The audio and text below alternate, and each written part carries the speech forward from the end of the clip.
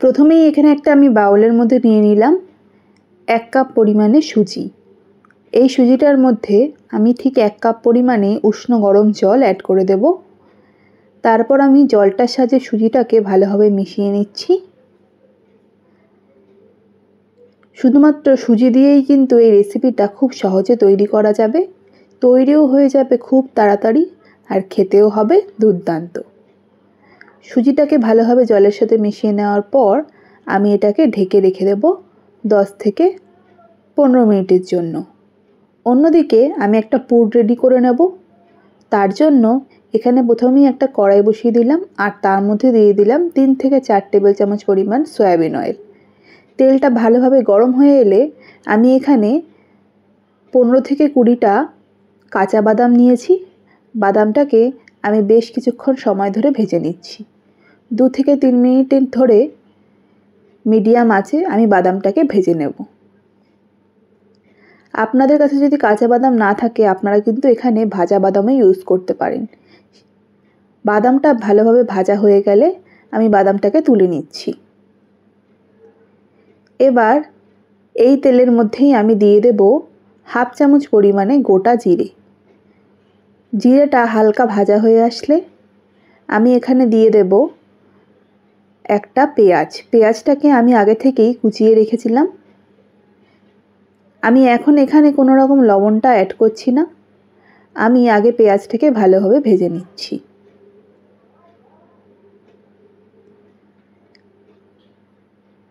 দেখুন পেঁয়াজটা আমার ভাজা হয়ে গেছে। দেখতেই পাচ্ছেন পেঁয়াজের মধ্যে কিন্তু একটা লালচে কালার চলে এসছে। এবার আমি এখানে অ্যাড করে দেব 2টো কাঁচা লঙ্কা কুচি। রেসিপিটায় ঝালটা আপনারা আপনাদের ইচ্ছে মতো দিতে পারেন। যদি একটা রেসিপিটা বাচ্চাদের জন্য তৈরি করে থাকেন তাহলে কিন্তু এর মধ্যে লঙ্কাটা অ্যাড করবেন না। লঙ্কাটা দিয়ে দেওয়ার পর আমি এখানে একটা টমেটো কুচিয়ে রেখেছিলাম, সেই টমেটোটাকেও এর মধ্যে অ্যাড করে দিলাম। আর টমেটোটা দিয়ে গ্যাসের ফ্লেমটা একেবারে লোতে করে দেব, নয়তো কিন্তু তেলটা ছিটে গায়ে আসবে। এবার আমি টমেটোটাকেও বেশ কিছুক্ষণ সময় ধরে ভেজে নিচ্ছি। ভাজতে ভাজতে টমেটোটা হালকা গলে আসবে, তখন আমি এর মধ্যে স্বাদমতো নুন অ্যাড করে দিলাম। নুনটা অ্যাড করার পর আমি আবারও এটাকে ভালোভাবে মিশিয়ে নিচ্ছি। এরকম একটা রেসিপি আপনারা কিন্তু বাচ্চাদের টিফিনে অবশ্যই তৈরি করে দিতে পারেন, কিংবা বিকেলের স্ন্যাক্সেও কিন্তু খুব তাড়াতাড়ি রেসিপিটা তৈরি হয়ে যাবে, আর খেতেও হবে খুবই ভালো। সুজি দিয়ে তৈরি এই রেসিপিটা আপনারা অবশ্যই বাড়িতে ট্রাই করবেন। দেখুন এবার আমি এখানে একটা বড় সাইজের আলুকে প্রেসারে ভালোভাবে সিদ্ধ করে নিয়েছিলাম।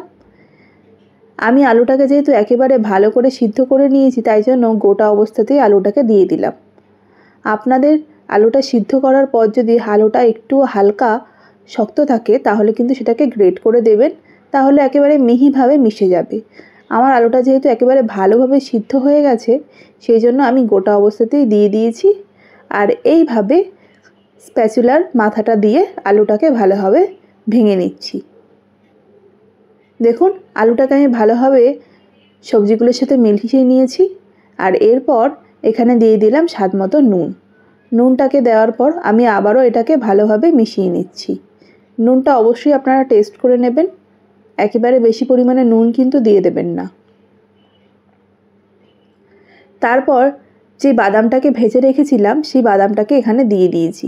আমি বাদামটাকে হালকা একটু ভেঙে নিয়েছিলাম, হামুল দিস্তার মাধ্যমে আমি বাদামটাকে হালকা একটু ভেঙে নিয়েছিলাম।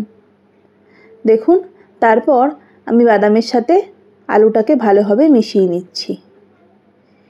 এই পুরটা কিন্তু আপনারা ভাতের সাথেও খেতে পারেন, খেতে কিন্তু খুব ভালো লাগবে। দেখুন বাদামটাকে ভালোভাবে মিশিয়ে নেওয়ার পর সবার শেষে আমি এখানে দিয়ে দিলাম 1/2 চামচ পরিমাণে গরম মশলার গুঁড়ো। আপনারা এখানে গরম মশলার গুঁড়োর সাথে সাথে ধনেপাতা কুচিও অ্যাড করতে পারেন, তবে আমার ধনেপাতার টেস্টটা ভালো লাগে না বলে আমি এখানে ধনেপাতাটা অ্যাড করিনি। দেখুন এবার কিন্তু এই পুরটা একেবারে রেডি হয়ে গেছে। এবার এটাকে আমি একটা প্লেটের মধ্যে নিয়ে ঠান্ডা করে নেব। অন্যদিকে যে সুজিটা রেখেছিলাম সেটাও কিন্তু এখন অনেকটা ফুলে গেছে আর ফুলে এরকম নরম হয়ে গেছে। এবার সুজিটাকে আমি হাত দিয়ে 2 থেকে 3 মিনিট ধরে একটু ভালোভাবে মেখে নিচ্ছি। বন্ধুরা, আমার ভিডিওগুলি আপনাদের কেমন লাগে অবশ্যই কিন্তু আমাকে কমেন্ট করে জানাবেন। আর এরকমই নতুন নতুন রেসিপি পাওয়ার জন্য আমার চ্যানেলটিকে কিন্তু অবশ্যই সাবস্ক্রাইব করবেন। সুজিটাকে হাত দিয়ে মেখে নেওয়ার পর আমি এখানে দিয়ে দিচ্ছি 3 টেবিল চামচ পরিমাণে আটা। আপনারা চাইলে এখানে আটার বদলে কিন্তু ময়দাটাও ইউজ করতে পারেন। আটাটা অ্যাড করার পর আমি সুজির সাথে আটাটাকে ভালোভাবে মেখে নেব। প্রথম দিকে আপনাদের মাখার সময় মনে হতে পারে যে এতে জল অ্যাড করতে হবে, নয়তো এটা এরকম শুকনো শুকনো তৈরি হবে।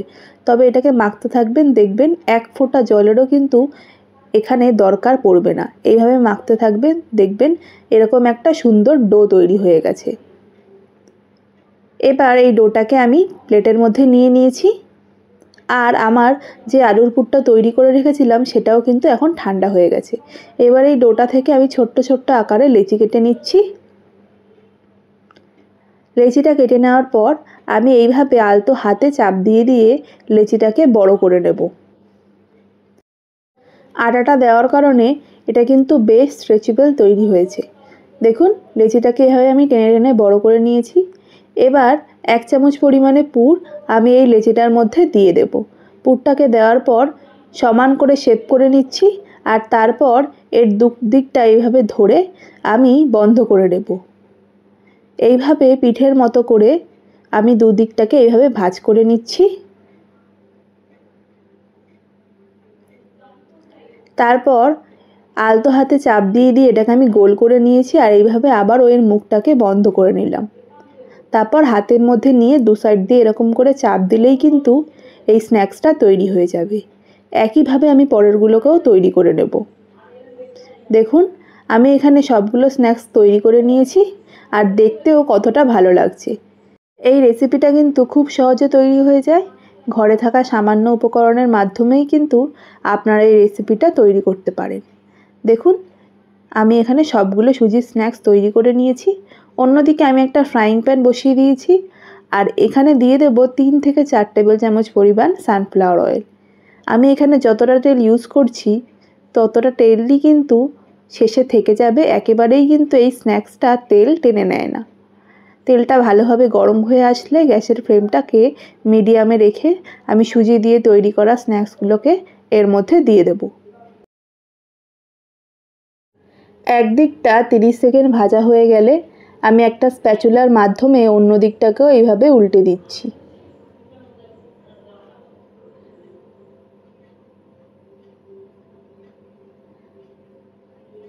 এইভাবেই কিন্তু আমি সবগুলো স্ন্যাক্সকে ভালোভাবে ভেজে নিয়েছি। সাইডগুলো যদি ভাজা না হয় তাহলে এইভাবে এগুলোকে ঘুরিয়ে ঘুরিয়ে একটু ভেজে নেবেন। তাহলেই দেখবেন চারিদিক দিয়ে সুন্দরভাবে ভাজা হয়ে যাবে।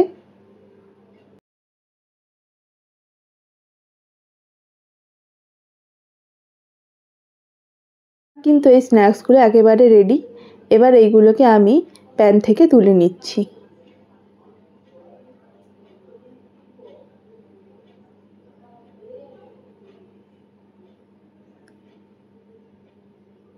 দেখুন, যতটা তেল প্রথমে দিয়েছিলাম ঠিক ততটা তেলই কিন্তু কড়াইয়ের মধ্যে পড়ে রয়েছে, একটুও কিন্তু তেল টেনে নেয়নি। এবার আমি আপনাদেরকে একটা ভেঙে দেখিয়ে দেব যে ভেতরটাও কত সুন্দর তৈরি হয়েছে। তাহলে আজকের মতো এটুকুই বন্ধুরা, দেখা হচ্ছে পরের একটা নতুন ভিডিওতে। সকলে সুস্থ থাকবেন এবং ভালো থাকবেন।